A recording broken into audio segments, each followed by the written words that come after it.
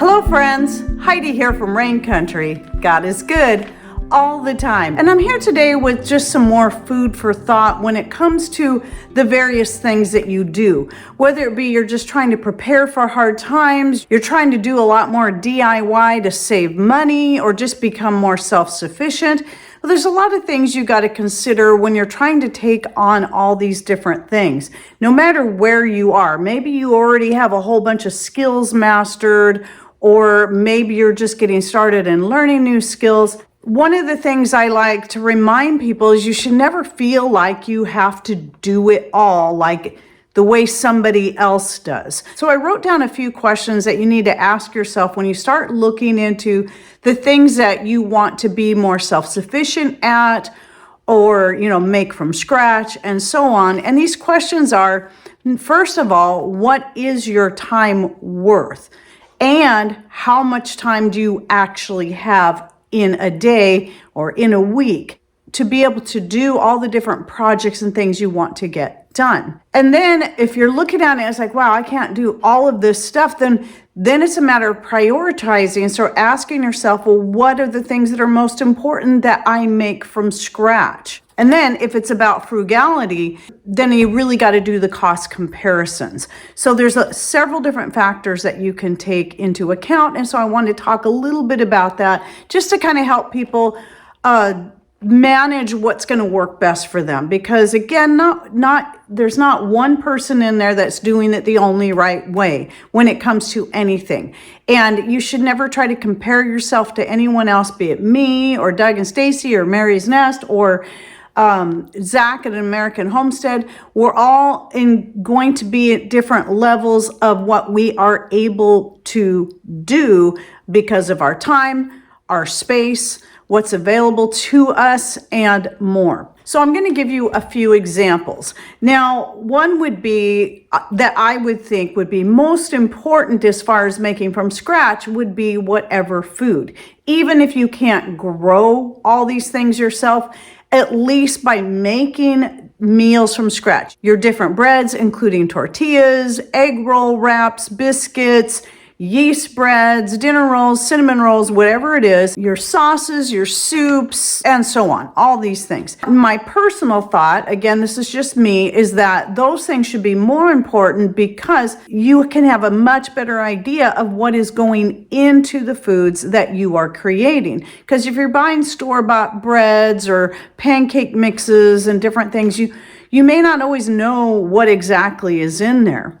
And so if your health is really important to you and eating right, then that should be the top priority. Now, maybe those things aren't as important to you, or because of your time, you can't afford to put that much time into cooking and baking from scratch when you would rather put that time here in making something else from scratch and then buy some good, healthy, organic versions of whatever it is that you're not making. And then moving on from there, so let's look at some non-food products. Things like clothes, blankets, and so on.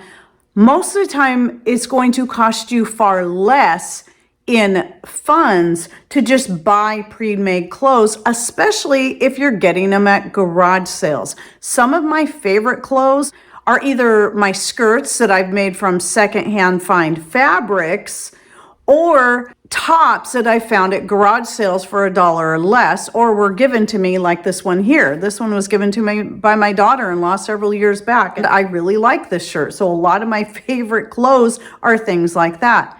But if you're having to buy these things new, a lot of times you can find them, even American-made ones like this t-shirt I'm wearing. I bought it new from All American Clothing, and all their clothing is all American made.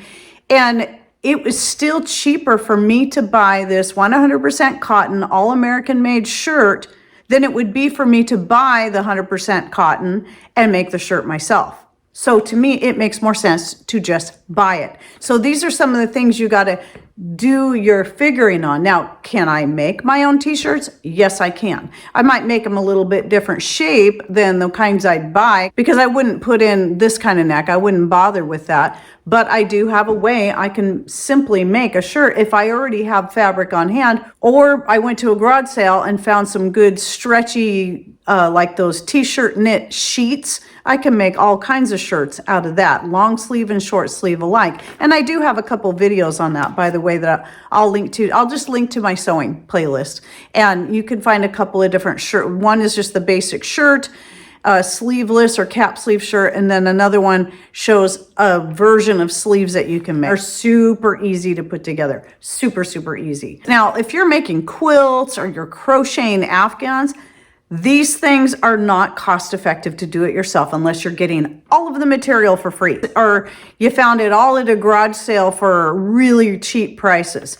That's the only time making a quilt or an Afghan is actually can cost you less than buying it pre-made, unless you're buying it from somebody else, maybe somebody who's selling on Etsy or some of these other shops that were handmade. Those are always going to be more expensive because there's so much time. So anytime somebody's selling their handmade products, you got to remember there's time that goes into that. A quilt or an Afghan, hours and hours and hours of time. Even if they got all of their material for free, there's still hours of time that goes into that. So when you're paying $300 to $500 or even more for a quilt or a handmade Afghan, that's what you're mostly paying for, is the time that went into making those things. I do like to make Afghans and quilts, but if I just need just a basic blanket that I don't need it to be fancy, it's cheaper for me to go buy it, to just buy a pre-made blanket if I'm not looking for a quilt and I'm not looking for an Afghan.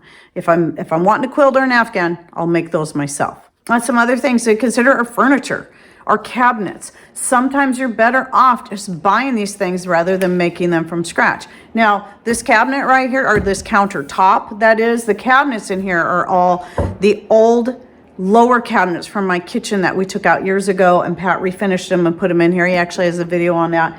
But he made this whole countertop. That's an L shape. I'll put a picture here so you can see it. For us to purchase this, it would have cost us a lot of money, a lot of money. However, this was recycled material from when he had to redo the decking on his equipment trailer. He took that decking and he made not only this, but also the cabinet in our other bathroom here, because we needed a new cabinet in there, so he made that from recycled material. Now, the general cost going into making this wasn't that much because we had most of the material needed for that, but there was a lot of hours that went into that. Now, if this had been now, it would take him so much longer to be able to finish something like this or the cabinet in the bathroom, because he's got so many other things going on and, a family member that he's trying to take care of, and that takes up a lot of his time.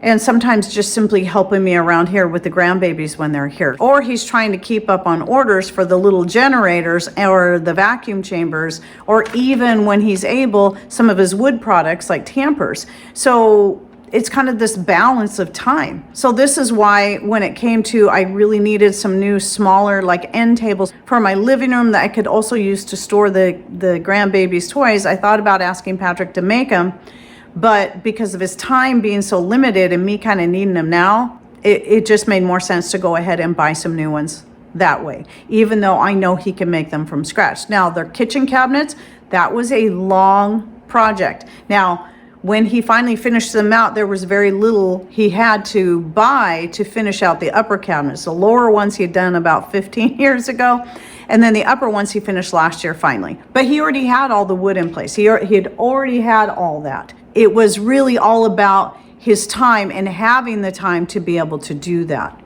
Thus, one of the reasons why it took so long for him to get around to finishing it. Now, if you'd like to see a full tour of my kitchen, because if you watch any of my videos where I'm actually standing in the kitchen, because this is my kitchen, this is my ex-dance and martial arts room that is now our great room, game room, and a bigger dining room. But anyway, if you'd like to see the video both on this room, I did several years ago. It's changed a little bit since, but I'll link to that video down below. And I'll also link to the tour of our kitchen that I did last year after he finished those upper cabinets. I just love my kitchen, absolutely love my kitchen. But I wanted to bring this up because not only did he already have those things, we already had the handles because we'd bought them many years ago, but also it did need to be custom. We both had this idea of what we really wanted it to look like, and to be able to find something exactly that would fit exactly what we wanted and needed in there. It would have not only cost a whole lot of money to get it that way, and also still have it be real wood. You wouldn't be able to just go buy something that would be exactly what I wanted to fit exactly into the places I wanted. And so if we're going to custom do it, it made sense just to have Patrick do it himself. And I love what he did in there. He's very skilled.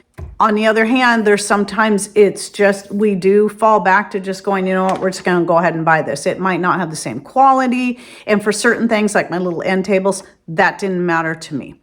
Where the kitchen cabinet quality, that mattered. This countertop quality, that mattered. My bathroom cabinet, that the quality of that mattered. So these are the other things you have to weigh out.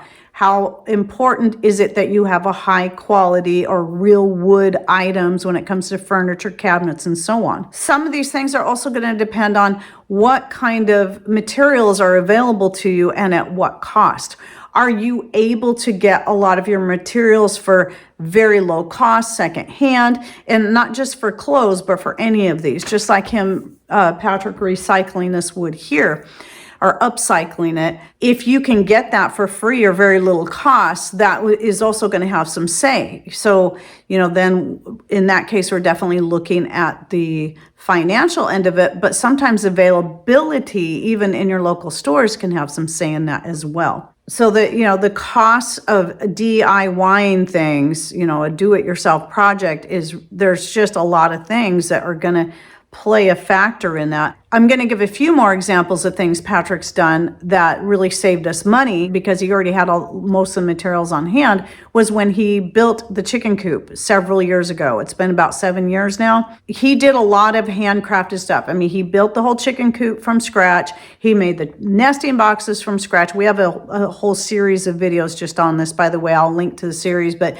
keep in mind it was started in 2016, finished in 2017, so these videos are old. He even made the little handles for both the door that goes into the coop itself and the door that goes into the chicken yard. So he's got a handle, he's got little latches. He handcrafted those himself because he already had the material on hand, and it was just cheaper to go ahead and do it, and he had the time to do it than to just run out and buy those things. Same thing applies to things like parts that he's fixed, or just, you know, like on the dump truck. He had a really long video he did where he had to fabricate a whole new piece for our Volvo dump truck. He had to fabricate it himself, and it was a lot cheaper for him to do that, even though it took him a lot of time, than it would have been for him to pay somebody else to do it. Or the cup holder he made to go in the dump truck. He already had the stuff on hand. It was simple enough. And it was cheaper for him to just make it. For somebody else, it may be a completely different story, depending on their time and the availability of the materials needed to do those things. So anyway, I just wanted to kind of touch on that, and never feel guilty because you have to prioritize certain things, because you can't do it all. Even though Patrick and I have a lot of skills and we do a lot of things, and we can do a lot of things from scratch, sometimes we fall back on just purchasing things when time is an issue, or it's just a whole lot more expensive to make it ourselves. I don't make all of my clothing. I do buy some of it, but I don't buy expensive clothing either. And I do get a lot of stuff secondhand. So let me lay out those questions again. So what is your time worth? How much time do you have? What is the cost comparison, and what's most important to you to make from scratch? So I think those are the things you have to look at. Plus, you know, the availability of any kind of products to be able to make things from scratch as well.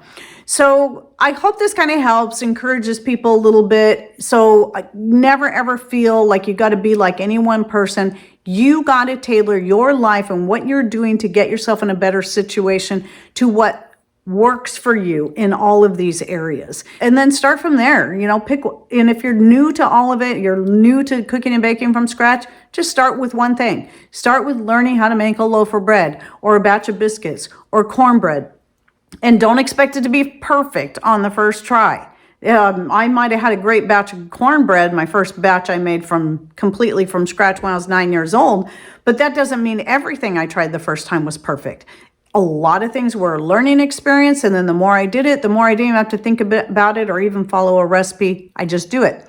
So you'll learn as you go, and you got to start somewhere, but don't feel like you got to take it all on at once. Just start with one or two things at a time and then build from there.